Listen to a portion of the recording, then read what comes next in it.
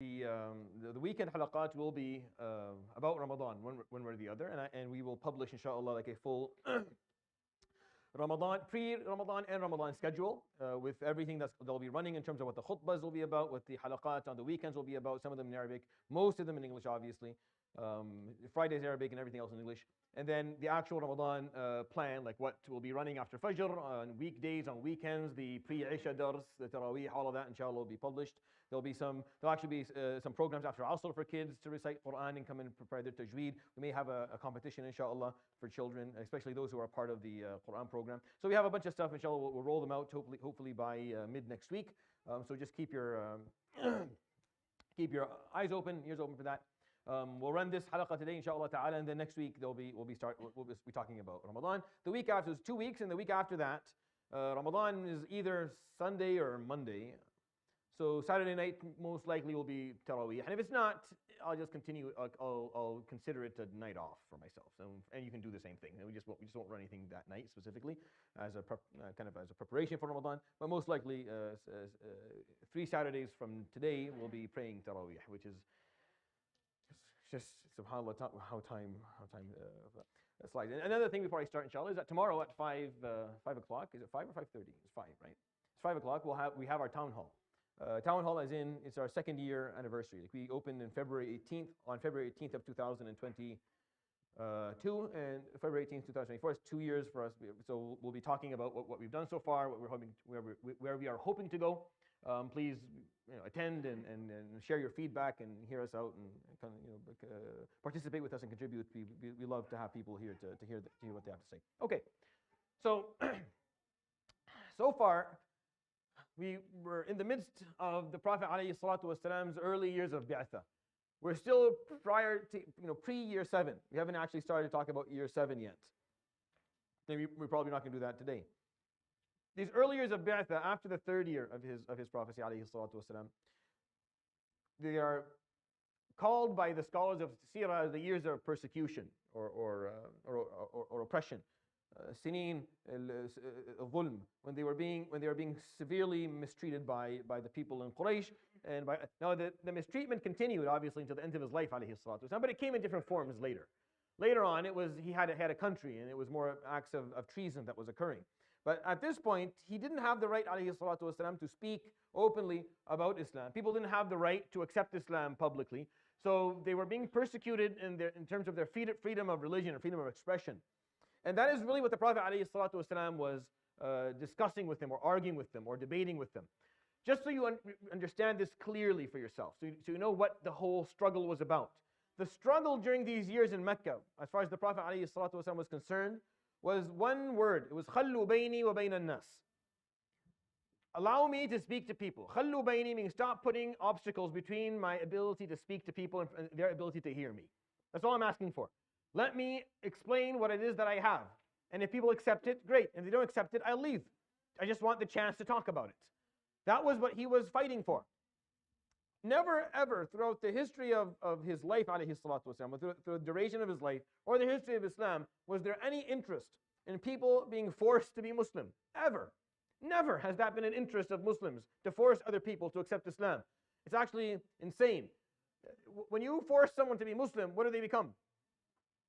They become munafiq by definition. They don't want to do it, and they're doing it because they have no choice. So you just created a munafiq.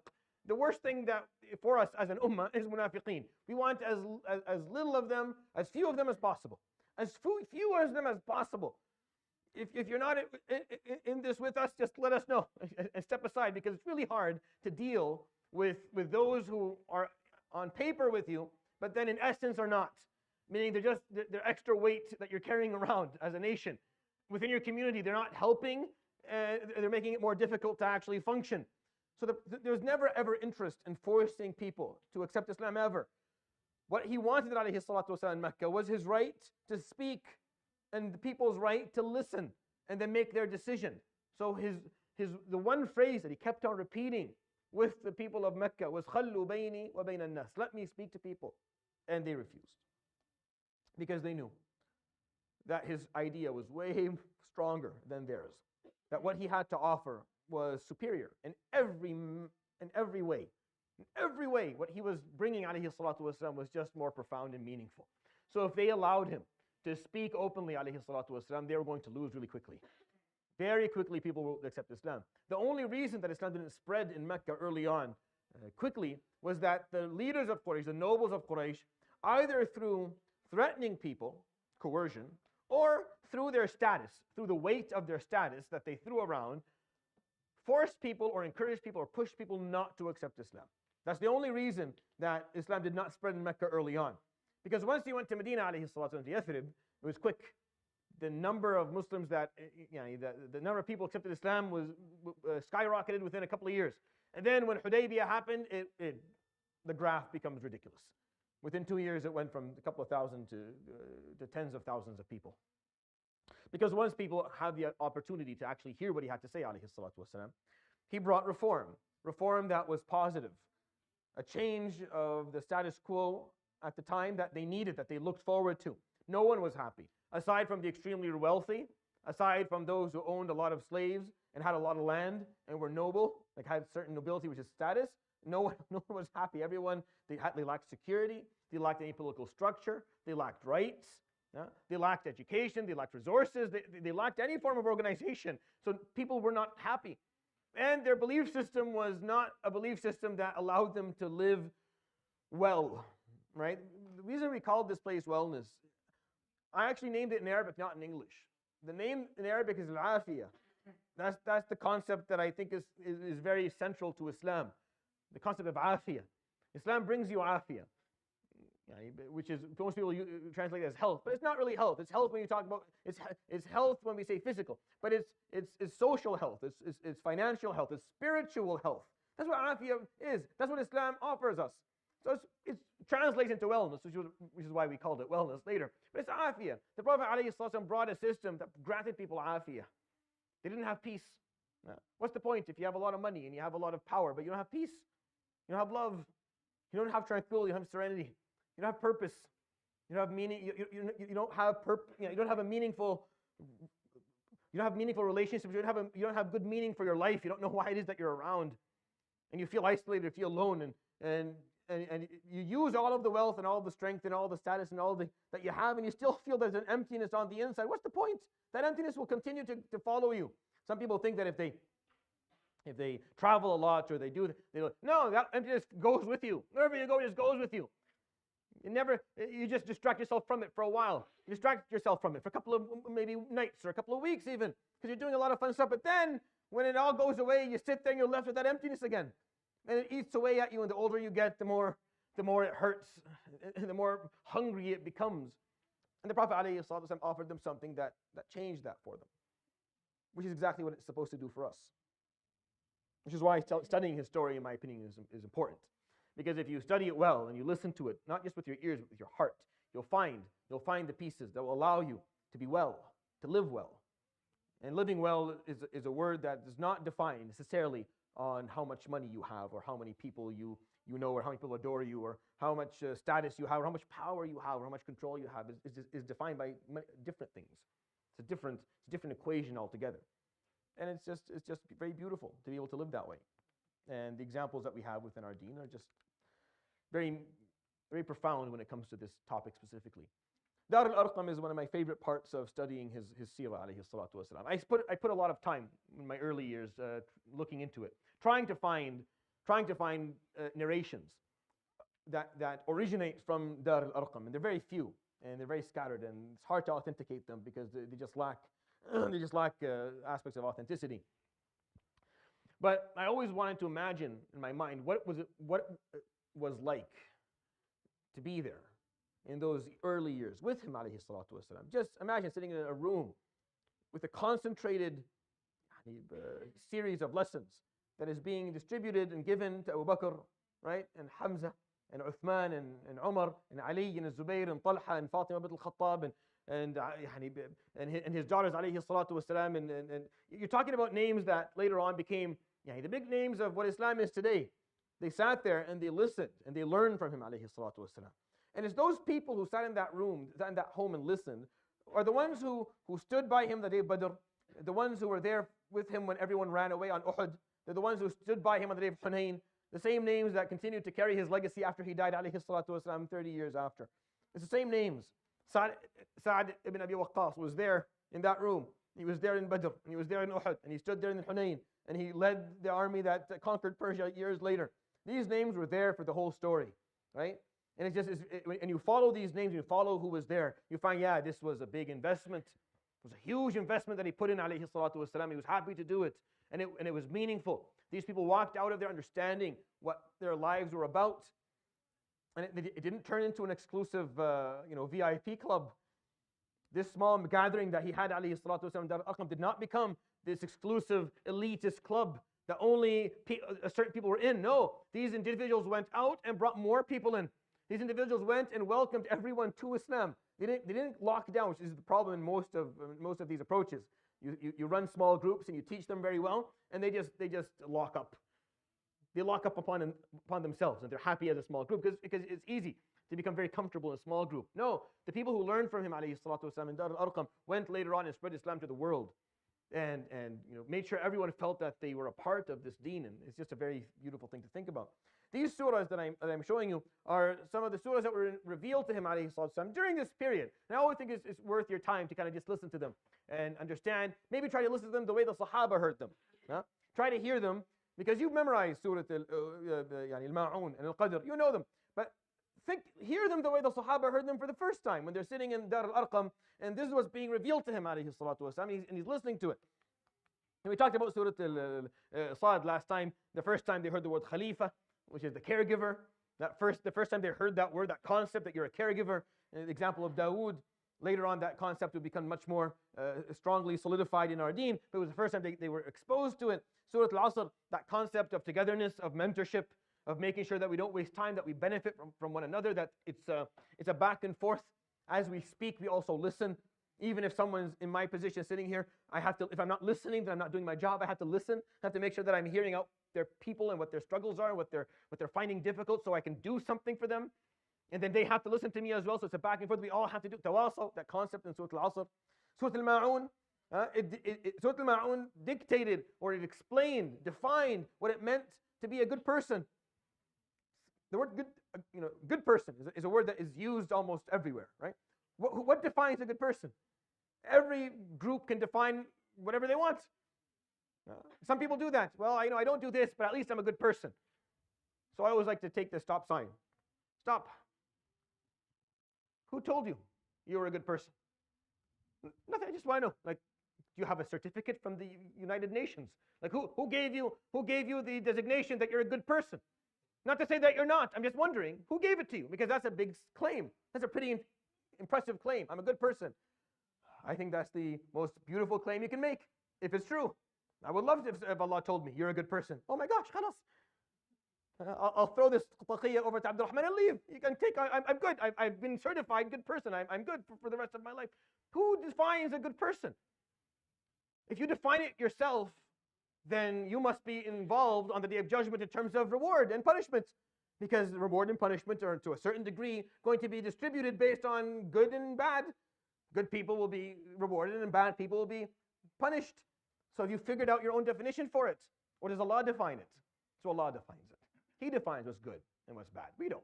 I don't get to do that. That's too arrogant of me to define what's good myself and then claim it. That's even a bigger problem. And claim it for myself. Ya Latif, you're a good person. MashaAllah. Isn't that cute? Right? No, is that easy? So he says, أَرَأَيْتَ الَّذِي يُكَذِّبُ بِالدِّينِ فَذَلِكَ الَّذِي يَدُعُّ الْيَتِيمَ وَلَا يَحُضُّ عَلَى طَعَامِ الْمِسْكِينِ. You see the person who refuses religion, the one who mistreats the orphan and does not encourage feeding of the needy. Now, not everyone who refuses religion does that, but this is how he's defining it, subhanahu wa ta'ala. When he's saying those who are religious and those who are not. To him, subhanahu wa ta'ala, those who are not religious are the ones who refuse his teachings, meaning he brings them the guidance, he gives them, here's how life should be lived, here's what you need to believe in, and here's how you live your life.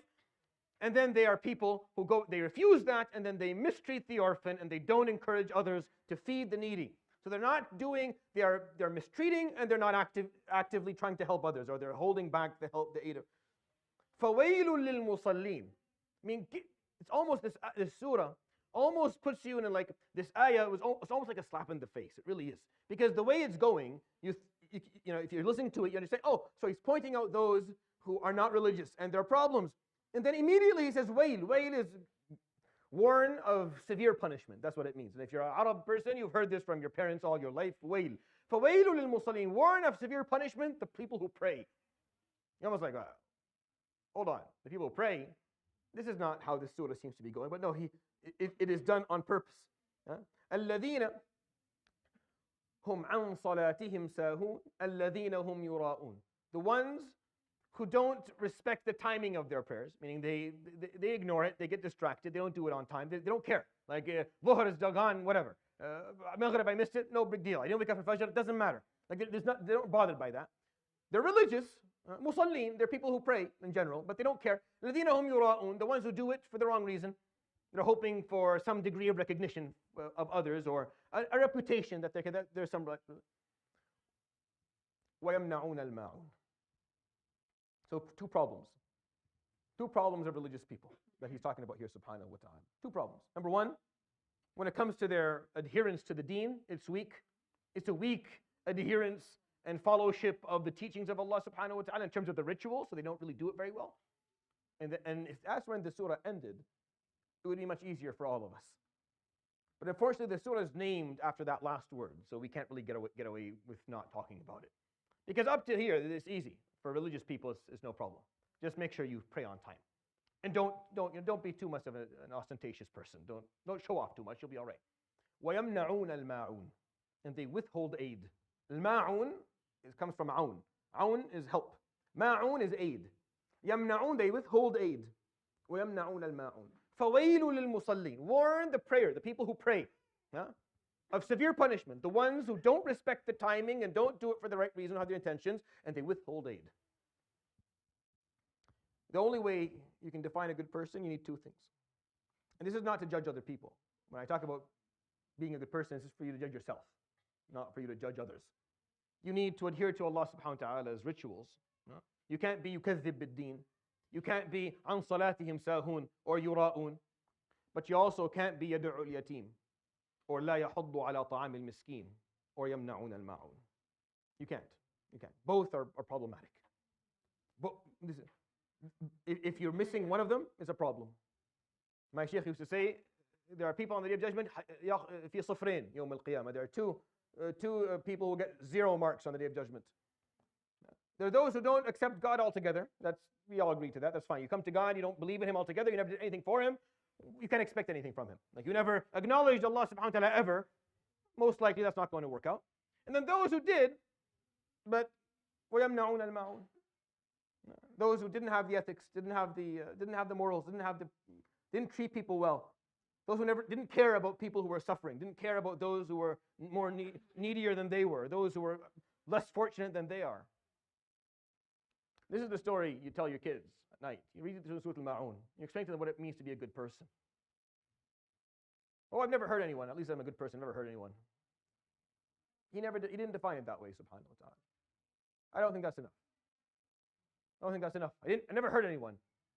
You mean directly, right? Never actually hurt anyone directly. Sure. It's not enough. Not enough. Sorry. It's not enough. It's way more than that. The requirement for a good person is more than just not harming someone. I didn't hurt anyone. No, it's not enough. Way more is needed for you to start thinking that maybe, inshallah, I'm a good person. It goes beyond just not causing harm. Even though that's where you start, for sure. La darar. You start with not harming people, but it's not. وَيَمْنَعُونَ الْمَاعُونَ. Those who withhold aid. Surah Hud was revealed during this period. Surah Hud is one of my favorite surahs of all time. I love this surah. I have specific affiliation with the surah in times of my life. It talks about reform. It's a surah that says, okay, the message of Islam is beautiful, but if it's missing one thing, there's one critical piece. If it's missing it, it doesn't function. The message is beautiful, but if it's missing reform, it doesn't work. It becomes toothless. It has no edge to it. It doesn't change anything. The status quo stays exactly the same, and people don't. You just go to masajid and pray and leave, but there's nothing happening. You need islah. You need the concept of islah. That's why the surah had all the stories of the Prophet. It has the story of Nuh, has the story of Hud, and then the story of Salih, then the story of Ibrahim, and then the story of Lut, and then the story of Shu'aib, and then the story of Musa. It had all seven. All seven major prophets exist in Surah Hud. And they all give you examples of their prophets coming and bringing reform, trying to change something. Each prophet had a different struggle. They didn't have the same struggle. Noah was up against racism and nepotism. Hud alayhi salam was up against tyranny and extravagance. And Lut alayhi salam was up against ethical corruption, a certain ethical corruption that was problematic, where people stopped understanding how they're supposed to carry themselves and label themselves and deal with people from the opposite gender or opposite sex. They didn't know how to do it anymore. Ethical corruption. Shu'aib was dealing with financial corruption. They ruined the mizan. They had a lot of riba in all of their. Musa was up against political. Each one had a different type of corruption. I did like maybe 8-9 khutbahs in a row at LMM a few years ago. They're all, you can listen to them. But each of those stories ended with punishment. All of them. And the way they ended were very similar. أَلَا بُعْدًا لِعَادٍ قَوْمِ هُودٍ. Indeed, away with Ad, the people of Hud. Then a few verses later, أَلَا بُعْدًا لِثَمُودَ. Away with the people of Thamud. Then a few verses later, أَلَا بُعْدًا لِمَدْيَنَ كَمَا بَعِدَتْ ثَمُودَ. Indeed, away with the people of Madian, just like the people of Thamud. And the Prophet ﷺ is thinking to himself, what if next is أَلَا بُعْدًا لِمَكَّةِ? What if next is أَلَا بُعْدًا لِقُرَيْشِ? That was his fear, alayhi salatu wasalam, that most people don't understand. His fear was that his people were up next. That if he could not bring reform, if he wasn't successful in bringing reform to his people, then his family was up next. Which is why in Surah Hud you find these beautiful words from Surah Sayyidina Shu'aib. I love this. This ayah, this piece is worthy of writing on and putting up on above your bed. In uridu illa al-islaha mastata'at. All I want is to bring reform to the best of my ability. Identifying where there's a deficit, where there's a problem, where the status quo is not good, where it's not helpful, where it's harmful, where people are actually suffering because of it, and then saying that needs to change. It takes guts. You have to be bold. You have to be willing to rock the boat. It's a hill that you're probably going to die on. Your reputation will suffer from this. Your business, a lot will suffer when you bring reform, because the people who enjoy the status quo go after you. And they have money, and they have status, and they have connections. They have people who will help them, and they own the media, and they own this and that. So you're going to suffer. Everything about you is going to suffer because you're going to speak out against something that is wrong. Most of us prefer just to ignore it and we'll do a lot of khair elsewhere. But not that one piece. That's difficult to talk about, because talking about that is going to cost me. It's going to cost me on a personal level, maybe even beyond that. No one wants to be crucified on their own. No one wants to lose their livelihood and lose their reputation because of something, but that's what the prophets had to do. Anbiya, that's what they had to do. They had to come and say, yeah, everything is nice. This thing here isn't. And there are people who would say, everything you're saying is beautiful, just don't talk about this. What they told Shu'aib, أصلاتك. I love this ayah. أصلاتك تأمرك أن نترك ما يعبد آباؤنا أو أن نفعل في أموالنا ما يشاء. Does your prayer, this is their question, does your prayer, this is how they put it, does your prayer tell you that we have to change whom we worship or not use our money the way we want? Like, are there regulations regarding our wealth? Does your prayer tell you that? That's how they asked it, your prayer. Yeah, my prayer. My deen, because prayer is not disconnected. You can't just pray and then break every other Islamic rule. It doesn't work that way. I'm sorry. That doesn't work that way. So even the people who disbelieved knew that. As-salatuka, does your prayer command you to change what we worship and change the way we deal with our wealth? So he explained to them, yes, it does. Yes, it does. And they told him, no. And if you keep on saying this, we'll kill you and those with you. And they tried, and they almost did. And his message was, In uridu illa al-islah mastata'at. All I want is to bring islah. I just want to bring reform, because this is not helpful. This is harmful. This is the last piece of Surah Hud. This last piece over here. Fastaqim kama umirt. Walk the straight path. No corruption. No corruption. No financial corruption, political corruption, ethical corruption, social corruption. No corruption at all. No spiritual corruption. All that is fastaqim kama umirt. Walk the straight path, as you were told to. وَمَنْ تَابَ مَعَكَ. And those who repented from their corrupted ways with you. وَلَا تَطْغَوْا. And don't transgress Don't oppress others. Don't coerce people. Don't speak down to them. Don't condescend. Don't hold people to your standard all the time. Just walk the straight path. وَلَا تَرْكَنُوا وَلَا تَرْكَنُوا إِلَى الَّذِينَ ظَلَمُوا. But don't sell out either. Don't transgress against people, but don't sell out. Don't compromise your values and principles because of it. You have to stand your ground. The Prophet ﷺ later in life, in a known hadith, he would be sitting there. He always had a full black head of hair and lihya. Towards the end of his life, he had like some yellow hairs. Some white hairs in his head. And one of the Sahaba came and said, Ya Rasulullah, shibt. You're shayib, like you're getting gray. فَقَالَ شَيَّبَتْنِي هُودٌ وَأَخَوَاتُهَا. Hud has given me red, and the white hairs and the similar surahs. So I went, this is why I looked at this surah later on in my life. Like, what exactly about Hud? And then I read it, and oh, that's why. Because how do you do this? How do you bring reform and keep that balance where you stay incorruptible, and you don't transgress, and you don't sell out, and you stay? It's a very fine balance. But that's what the Sahaba learned in those listening to the stories of the prophets and what happened to their people. They learned. You know, in that same surah, I'm sorry, I'm taking a little bit. You know, in that same surah, the story of Nuh alayhi salam, right? And that's the surah where Nuh alayhi salam wants his son to get with him, right? وَنَادَى نُوحٌ ابْنَهُ وَكَانَ فِي مَعْزِلٍ يَا بُنَيَّ ارْكَب مَعَنَا. He calls his son. His son wasn't a believer. He didn't believe in him. And Nuh is in the midst of he's in the ship that he built, and in the middle of these waves of water, and he sees his son. He can't help it. He's his father. So he calls upon his son, come, my son, be with me. And his son says, no, I'll swim to that mountaintop. I'll be fine. He didn't want to be with him. He didn't want to be a part of the... And then, وَحَالَ بَيْنَهُمَا الْمَوْجُ فَكَانَ مِنَ الْمُغْرَقِينَ. And then waves came between the two of them, and his son drowned and died. Now, Nuh was given a promise by Allah subhanahu wa ta'ala years before that your family, I'll save your family for you. Your family will be fine. Because his son died.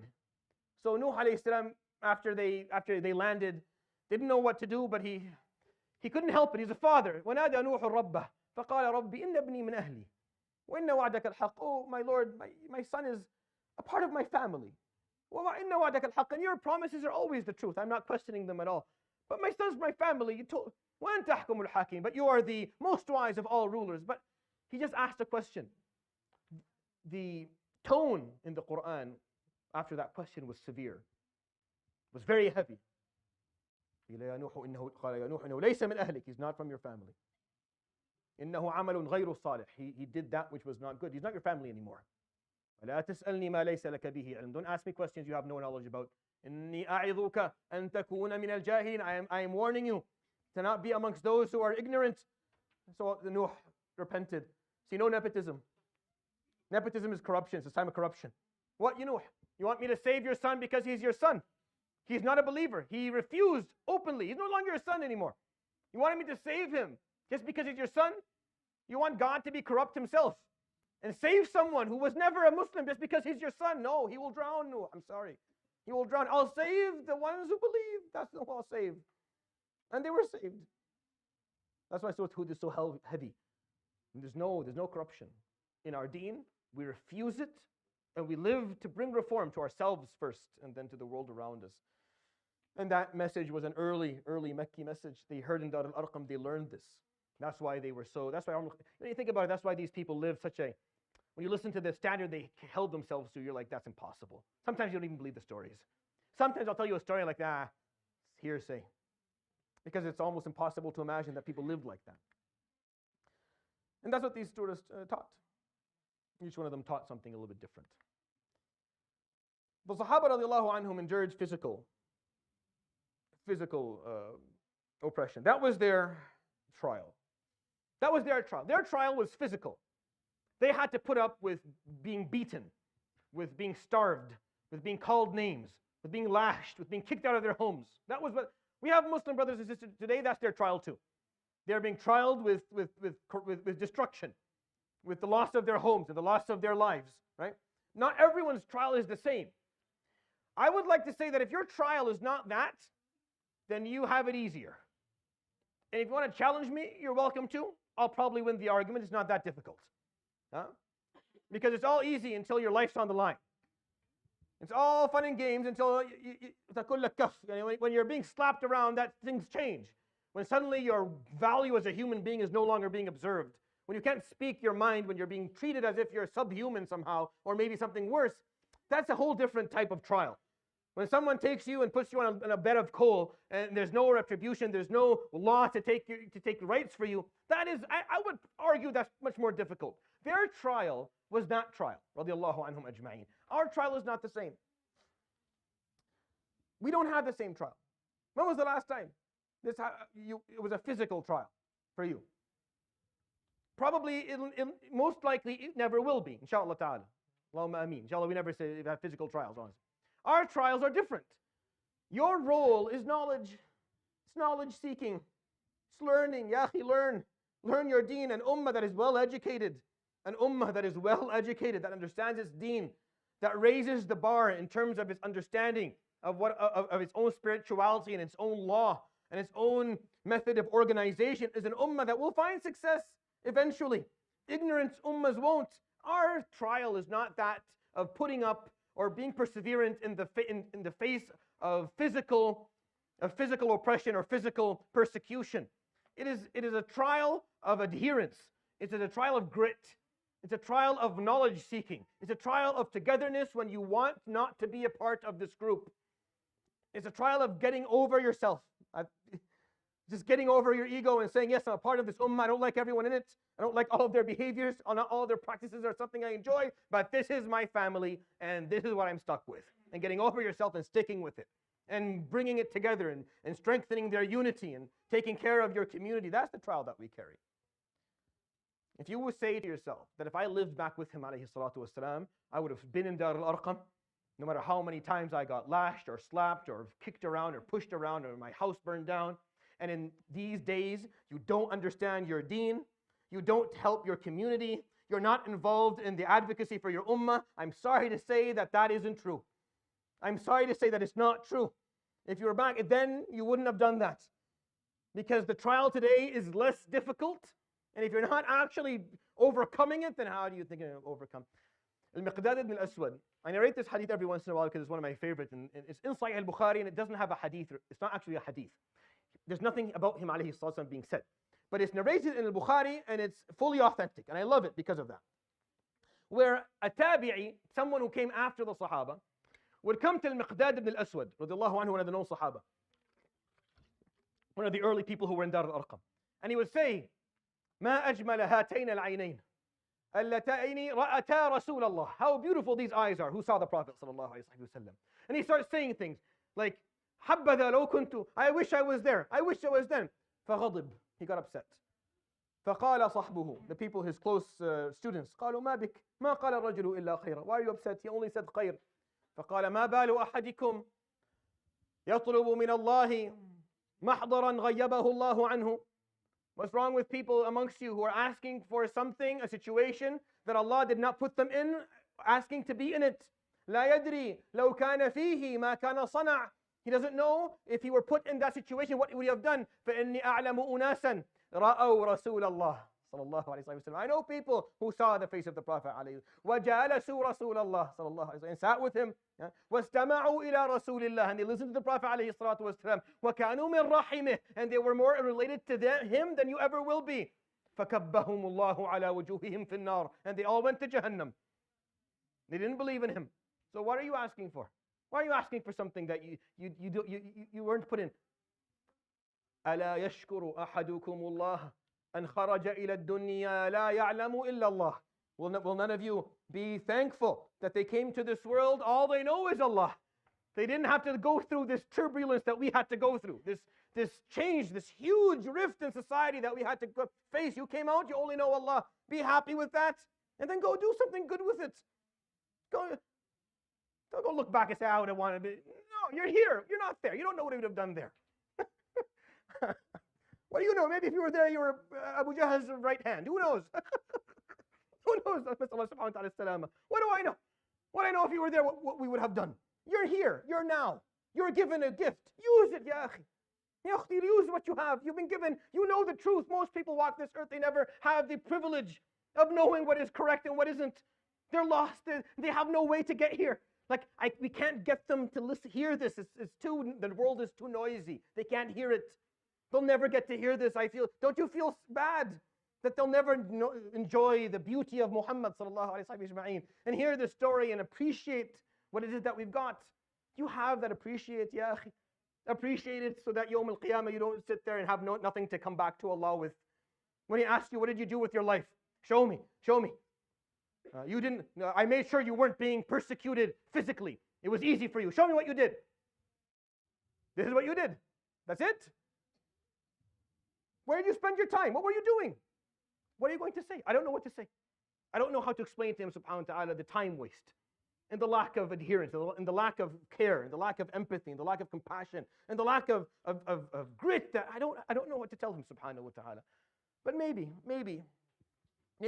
sometimes if you work together, it's less work on everyone.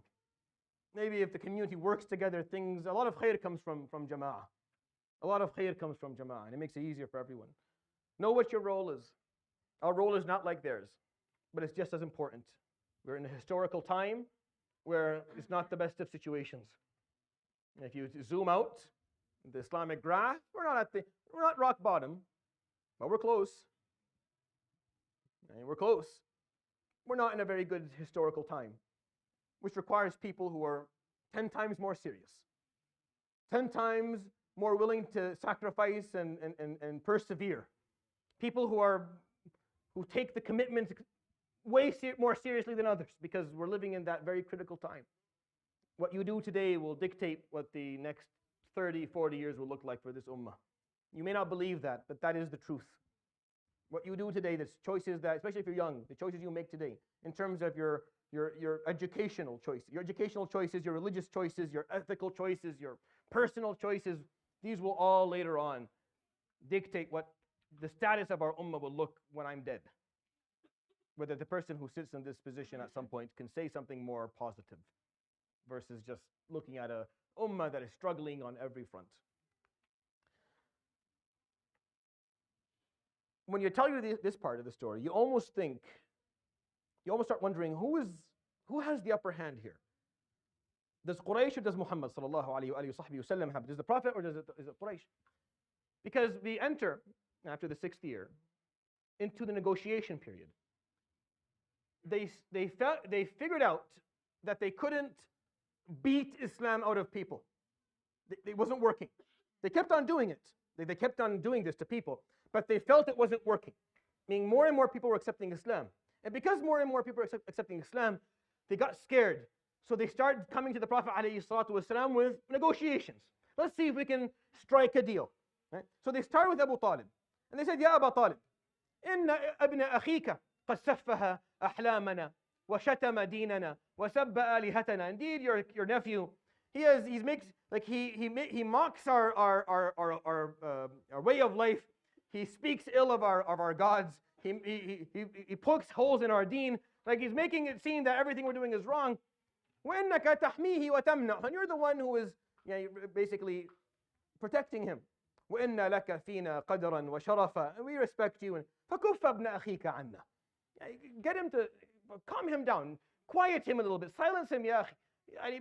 We're leaving him because we respect you. قَالَ فَطَيَّبَ خَاطِرَهُم وَأَخْرَجَهُم. So he listened to them, let them get it all off their chest and let them complain. And then he said a few nice words to them, and then he sent them on their way and didn't give them anything. You know, that diplomatic kind of way of doing things where they didn't get anything. So they go and nothing changes. So they get upset. So they come back to him, Abu Talib, and they bring him. This is actually what happened. I know this is going to sound insane to you, but this is how bankrupt they are. You see, this is what I want you to learn from these stories. A strong idea is what he had, alayhi salatu wasalam. He didn't have numbers, didn't have money, didn't have power, he had a strong idea. And this is what happens when you have a strong idea. The group in front of you, they're bankrupt. They have all the resources, but they can't because the idea is too strong. So they came to Abu Talib saying, جئناك بعمارة ابن الوليد ابن المغيرة خذه أجمل شباب العرب. We brought in you Ammar ibn al-Walid, Khalid ibn al-Walid's younger brother. We brought him to you. He's the most handsome Arab gentleman. He is like the perfect guy. Yeah? خذه وأعطنا ابن أخيك. And give us your Muhammad instead. Here, we'll make a swap.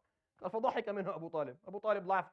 قال تعطوني ابن تعطونني ابنكم لأغذيه لأغذيه وأعطيكم ابني لتقتلوه. You want to give me your son so I can raise him, and then I give you mine to kill him? What are you doing? They actually thought this would work. Here, we're going to give you the most handsome of the young Arab bachelors. Take him and give us Muhammad so we can. So he sent them on their way. This is ridiculous. So they come to him a third time, but this time it's different. This time they came and there was evil in their eyes. They came and they didn't show him the respect that usually they show him because he was an elder nobleman. They walked in, he stands up to greet them, they cut him off. And they don't enter the house, and they speak from outside. And they speak very clearly. And they say, Ya Aba Talib, inna qad hadharnak. We have offered you warnings. وَإِنَّ ابْنَ أَخِيكَ مَا زَالَ يَشْتُمُ آلِهَتَنَا وَيَعِيبُ دِينَنَا. And your nephew continues to speak about our religion and to talk about our gods. And he's explaining, he's saying Tawheed is correct and this is not correct. وَإِنَّكَ إِمَّا أَن تَكُفَّهُ عَنَّا أَوْ نَكُفَّهُ نَحْنُ. And either you silence him or we will do it. وَإِنَّكَ إِن مَنَعْتَ. And if you decide to protect him when we do, فَإِنَّا وَبَنِي هَاشِمْ لَنَتَقَاتَلَنْ حَتَّى يَهْلَكَ أَحَدُ حَيَّيْنَا. And if you try to stop us, then us and Bani Hashim in your tribe will fight until one of the two tribes ceases to exist. Till the last man. Like we will fight till we are all dead. And before he was able to say something, they walk. They leave. They shook him. Elderly man in his 70s, they shook him. He's not used to being treated that way or spoken to that way. This is the first time he's ever been spoken to in that manner in his life. So it hurt him. So he called his son Aqil. And he said, Aqil, idhab wa nadi li Muhammad. Go and call for me Muhammad. Sallallahu alayhi wa sahbihi wa sallam. So the Prophet alayhi sallam came. فقال يا ابن أخي أبقي على نفسك وعلي. How about you, my nephew, how about you keep me alive and keep yourself too? فإنك حملتني ما لا أطيق. It seems like you're burdening me with that which I cannot carry. And he goes on to ask the Prophet alayhi salatu wasalam to stop doing it. So now the Prophet alayhi salatu wasalam, at that moment in the Seerah of Ibn Ishaq and Ibn Hisham, it points out that the Prophet alayhi salatu wasalam heard that from his uncle, and a tear will run down his face alayhi salatu wasalam. And most likely the reason that was the case is because for a moment there he felt isolated. He felt like he didn't have anyone left that was supporting him. Like he didn't have any more, he was losing the only support he had outside of the Muslims who were following him, most of them were not high noblemen who had a lot of, was Abu Talib, his uncle. Abu Talib was protecting him because Abu Talib made a promise to his father, Abdul Muttalib, when the Prophet ﷺ was 7 years old. Abdul Muttalib asked, I told you this, Abdul Muttalib asked Abu Talib, you take care of him. Yeah? This is my last wasiyah. My last words to you, my son, is to take care of Muhammad for me. There's a story for him. Something will be of his matter. So take care of him. Do you promise me? So Abu Talib promised. So Abu Talib basically protected the Prophet ﷺ for the majority of this, up till now. So he comes to the Prophet ﷺ now and he's telling him, I can't do this anymore. You're compromising my safety and your safety. You're burdening me with that which I cannot carry anymore.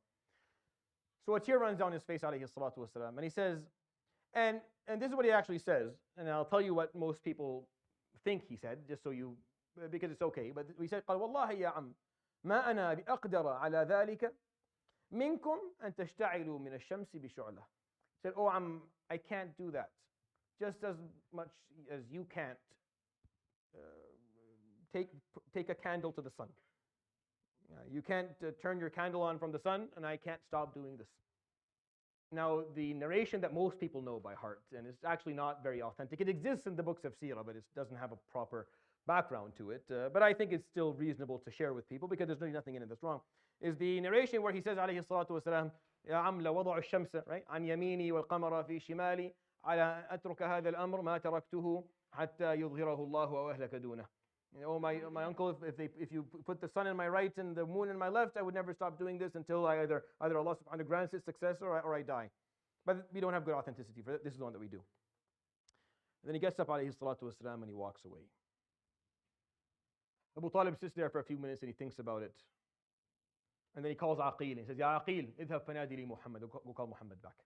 So Aqil goes and he calls the Prophet alayhi salatu wasalam. The Prophet alayhi salam was very clear. I'm not stopping. If you're not going to defend me, you're not going to defend me, then I guess I won't be defended. If you're not going to protect me, then you're not going to protect me. What can I do? But I can't stop doing this. This is not a choice that I have. I've been given a responsibility and I have to carry it. So he leaves alayhi salatu wasalam feeling let down and feeling isolated and feeling unprotected. And it's a very hard feeling, by the way. It's something we don't have to go through. Because as an ummah today, there are a lot of us. We're a sizable community. There's a lot of people. You don't have to feel alone. You don't have to feel alone. People do, because we don't reach out well, but you don't have to.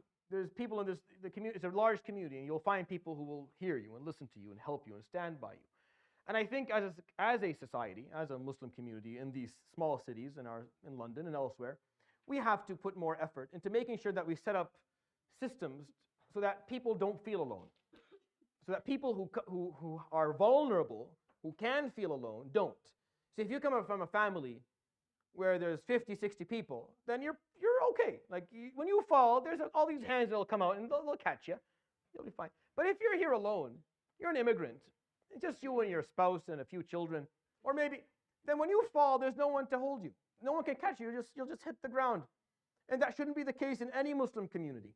It shouldn't be the case in any Muslim community. There should always be hands out there to catch people when they fall. Because everyone will. Everyone falls. You will fall too if you haven't already. We all fall. We all fall in our lives, sometimes multiple times.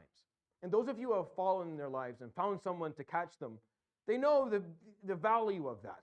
The value of that person who, they'll never forget it for them. That person, maybe they didn't do a lot, but they caught me. They caught me when I didn't know where else to go. We have to have systems in our society that are set up for that, so that people don't fall and hit the ground, face first on the pavement, and then sit around with nothing. We have to do better, because we have the capacity. We don't lack numbers. We don't lack any wealth. We can do it. It's just a matter of a little bit better organization. He calls the Prophet alayhi sallam comes back. فَقَالَ يَا ابْنَ أَخِي اذْهَبْ فَقُلْ مَا شِئْتَ وَافْعَلْ مَا شِئْتَ فَإِنِّي مَانِعُكَ مَا بَقِيتَ. So he told him, go, my nephew. Say what you want and do what you will. I will continue to protect you till my last day. And he gave some poetry at that point. We don't know for sure. When it comes to Abu Talib, there's a question mark on how he passed away.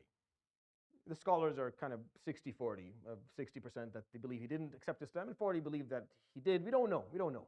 I think there's a reason for that. Like, I think the controversy around whether he did or he didn't, there's a reason for it Islamically for us. Because it's like as if Allah subhanahu wa ta'ala is saying, look, someone that you can't even be sure accepted or did more for Islam than most of you. It's like a little bit of a poke.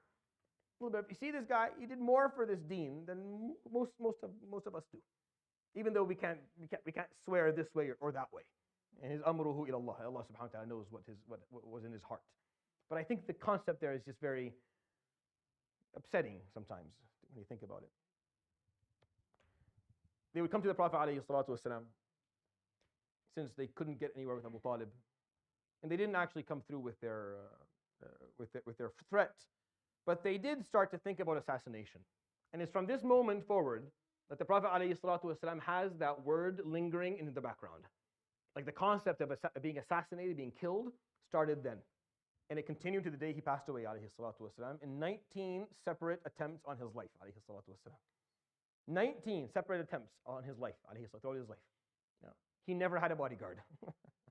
He never walked with a bodyguard, alayhi salatu wasalam. 19 times they tried to kill him, alayhi salatu wasalam. We know some of the famous ones, some other less famous ones, we don't know exactly what they happened, but they're documented. So they come to him, alayhi salatu wasalam, and I love this story. And I'll tell it and then we'll go for our kahoot, inshallah. So they gather and they decide that they're going to make some offers to him. So they choose amongst them someone who is the most noble or the most elder of all of them. It was a man by the name of Utbah ibn Rabi'ah, Abu al-Walid. So and he's an elderly man who will later on die in Badr. He was an old man in his 80s. He was very respected. So he came to the Prophet alayhi salatu wasalam, and he sat with him, And this is the conversation that occurs between them. So he tells him, Ya Muhammad, قد جئتنا بذلك الذي لم يأتي به أحد قبلك. You have come to your people, to us, to your family, with that which no one before you has ever come with. وأتيتنا بما فيه سب لآلهتنا وشتم لديننا وفرقت بين الأب وابنه. You came and you mock our faith and our belief system and our status quo, and you are basically taking away fathers and sons from each other because some are accepting Islam and some aren't, so you're causing qata rahim. Like this is their propaganda. This is what they're saying, right? They have their narrative. وإنا نحب أن نعرض عليك أمورا. We would like to offer you a truce and offer you some things. فإن كنت يا ابني, that's what he's saying. He's speaking to him like as a son. Oh my son, إن كنت تريد مالا جمعنا لك من أموالنا حتى صرت أغنانا. If it's money that you're after, we will gather from all of our wealth enough wealth to make sure that you are the richest of all of us. So you will be the richest man in Quraysh. We'll gather you enough money so that you're the richest. And then maybe we'll drop this. وإن كان ملكا تريد ملكناك علينا. And if it's sovereignty that you want to be a king, we'll make you king. We'll start a kingdom here in Quraysh and we'll make you the king. Right? وإن كان جاها تريد سودناك علينا. And if it's status that you want, we'll make you the Sayyid. See, there's a difference a little bit in Arabic culture between being a king and being a tribe chief. They're not the same thing. A Siyada, being the Sayyid, being the noble, is actually much more attractive to an Arabic person. Because it means that you're not, because a king can be hated by people. He's the king, but he can be hated. People can speak negatively of him, but he's still the king. He has political power. A siyada means everyone will love you, will speak highly of you, and only decisions will be made only through you. Like you'll always be the person we come back to. وإن كان نساء تريد اخترنا لك من النساء أجملهن وزوجناكهن. And if it's women that you want, we will choose all of the most beautiful women that we have, and we will marry you to all of them. وإن كان بك مرض أتيناك بالراقي. And if there's like jinn inside of you, or if you're sick of somehow, we'll bring you someone to take care of you. What is this? Every time I read this story, I'm like, I'm waiting for the Prophet ﷺ to say, yes, thank you. What are you doing? Money and women and sovereignty and disease. And what are you doing? What is this? What is this? What are you offering me? Sallallahu alayhi wa sallam. Someone who speaks to Jibreel alayhi salam. Someone who's carrying the Quran. Someone who knows Allah subhanahu wa ta'ala is going to listen to this. But he listened to the end. He listened to Utbah ibn Rabi'ah. Utbah was saying just complete nonsense. Just going on, complete nonsense. And he's listening to him. Did not interrupt once.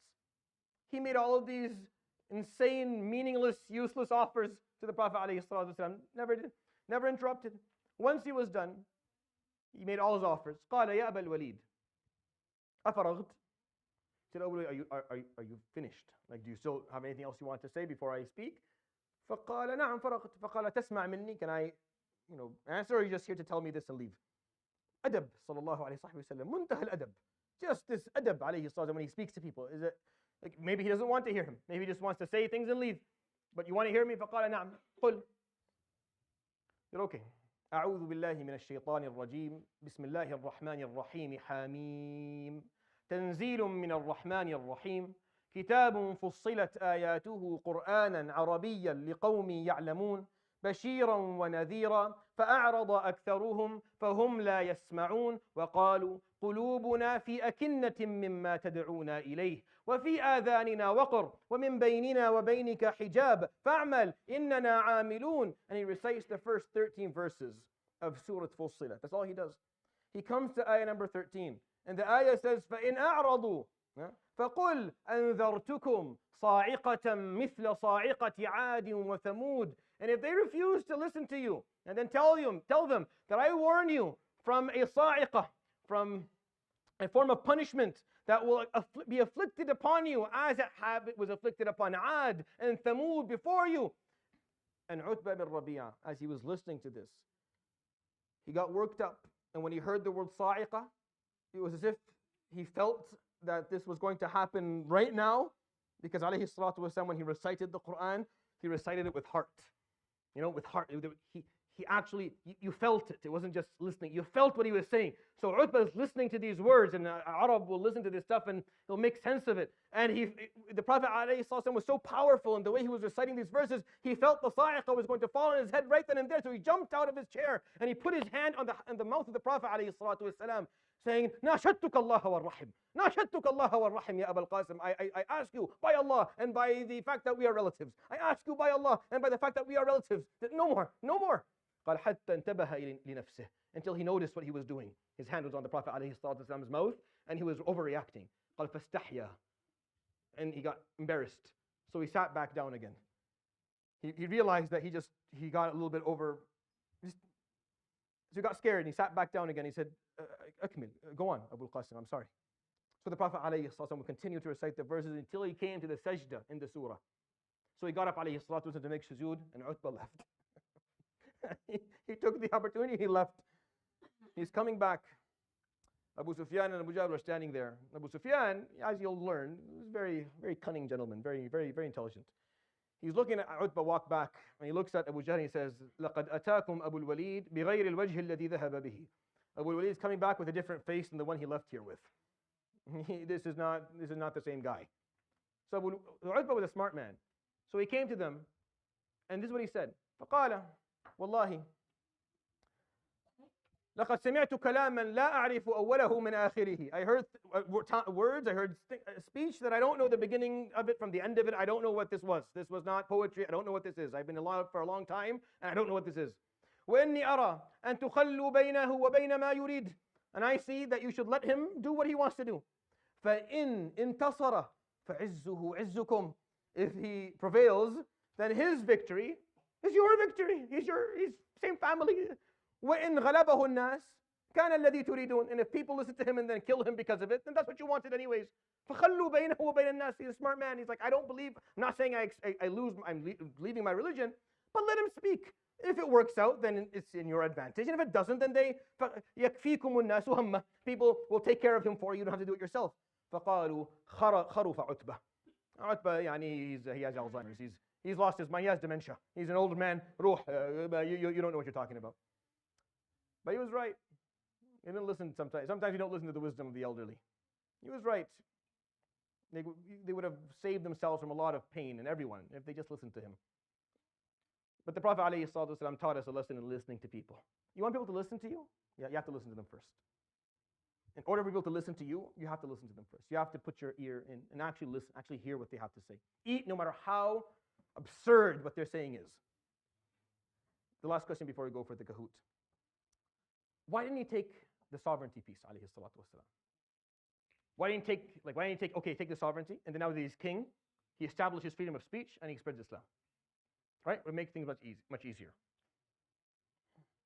Because that's a corrupt way to do it. Because the ends never justify the means in Islam, ever. This is going to happen, is what you're going to learn from him, alayhi salatu wasalam. He's going to spread this message in an incorruptible manner. He will compromise nothing. He will sell out on nothing. And he will not use any shortcut to get where he's going. No matter how many times it's offered to him, no matter how easier his life would have been, no matter how much less blood would have been spilled because of it, he'll do it correctly. And because he did it that way, Islam spread. And had he not, we would not be sitting here today. I'll end with that, inshallah ta'ala. Tomorrow morning, inshallah, we have the potluck after breakfast, right after the dars after Fajr. Please, you're welcome to come. Please bring some food with you. And next week, inshallah, please come. We will just have a session where we'll talk about Ramadan, inshallah. So please make sure you bring your kids and the same thing. And we'll talk about Ramadan, inshallah ta'ala, and make sure that everyone's hyped up and ready for the blessed month. Jazakumullah. Go ahead.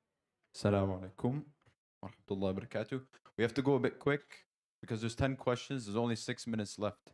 So please join the game as soon as you can, inshallah. The code is 9524834.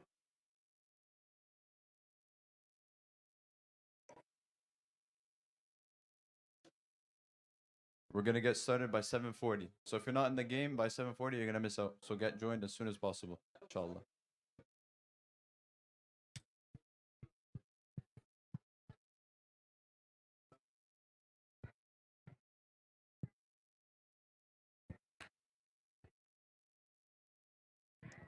Okay, is everybody ready? Quick, quick, quick, quick, quick.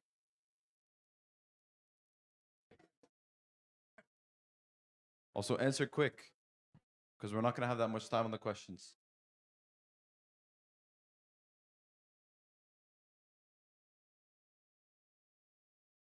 Okay, we're going to get started in 10 seconds.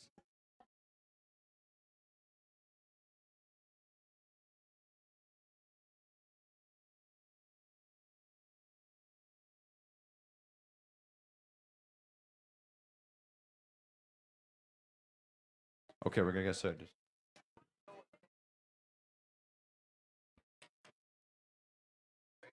Okay, go. Yeah. All right. Unfortunately, there's no gift cards this week because we ran out, but I'll get some for next week, inshallah. Okay, question 1. What surah defines a good person in Islam? Is it Surah Al-Ikhlas, Surah Al-Bayyinah, Surah Al-Ma'un, or Surah Al-Baqarah?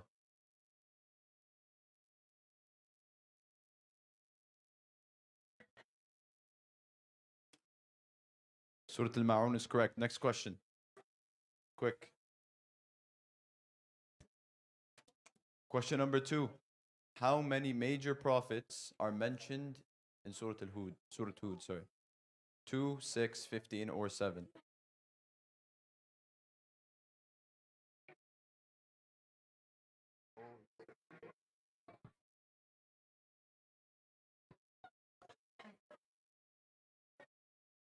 Question number 3. What will always prevail? Is it money? Is it ideas? Is it power? Or is it camels?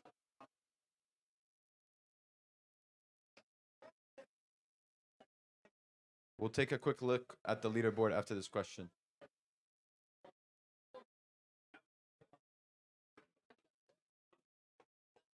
Ideas is correct. Okay, first place we have J Hart. Second place M Al Gandhi. And third place Rubama. Okay, question number 4. Who did Quraysh want to trade the Prophet ﷺ with? Ammar, Yusuf al-Arabi, Hamza ibn al-Talib, or Ikrimah?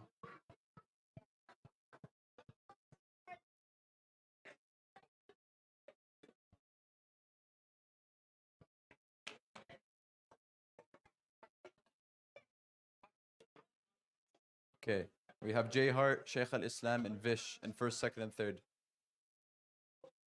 Question number 5. How old was the Prophet ﷺ when Abu Talib made a promise to protect him? How old was he?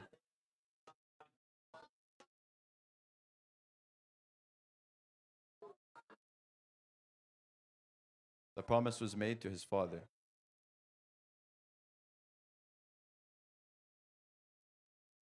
7. He was 7 years old. That's correct. Okay, question number 6. What was the confirmed analogy that the Prophet ﷺ used when Abu Talib asked him to stop preaching Islam? What analogy did he use to Abu Talib? Was it a candle to the sun, splitting the moon, splitting the sea, walking on water?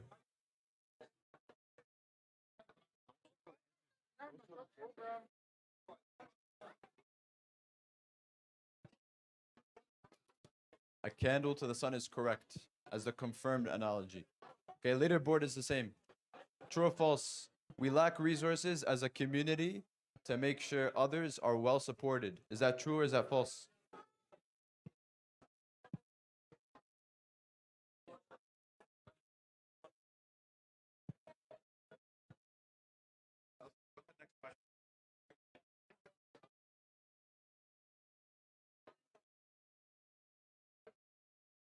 False. We don't lack anything. Question number 8, multi-select. How many attempts were there? Why is this multi-select? How many attempts were there on the Prophet ﷺ's life? I think there's a mistake in this question because there's only one right answer. It should not be multi-select. So just choose one.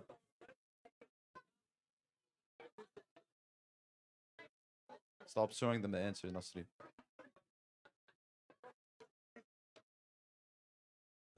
19. 29 is not correct. It's a mistake on our end. Okay, question 9. Quick. This one's supposed to be multi-select. Utbah ibn Rabi'a offered what to the Prophet ﷺ? So 1, 2, 3, or all of them could be correct. Just choose as many as you think are correct. They're all correct. He was offered all of these things. Last question. True or false? The Prophet didn't interrupt Utbah ibn Rabi'a once during the whole time.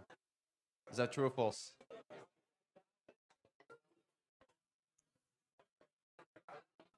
Next week. The answer is true. Let's look at the leaderboard real quick. Third place, M. Al-Jandi, or Al-Gandhi, however you want to say it. Second place, Vish. First place, we have J. Hart, mashallah. Next week, I will get you the gift cards, inshallah. Jazakallah khair, everybody, for playing and attending. We'll see everybody next week. Assalamu alaikum.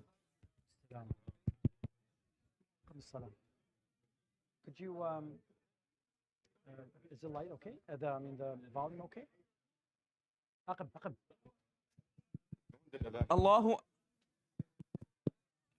الله أكبر أشهد أن لا إله إلا الله أشهد أن محمد رسول الله حي على الصلاة حي على الفلاح قد قامت الصلاة قد قامت الصلاة الله أكبر لا إله إلا الله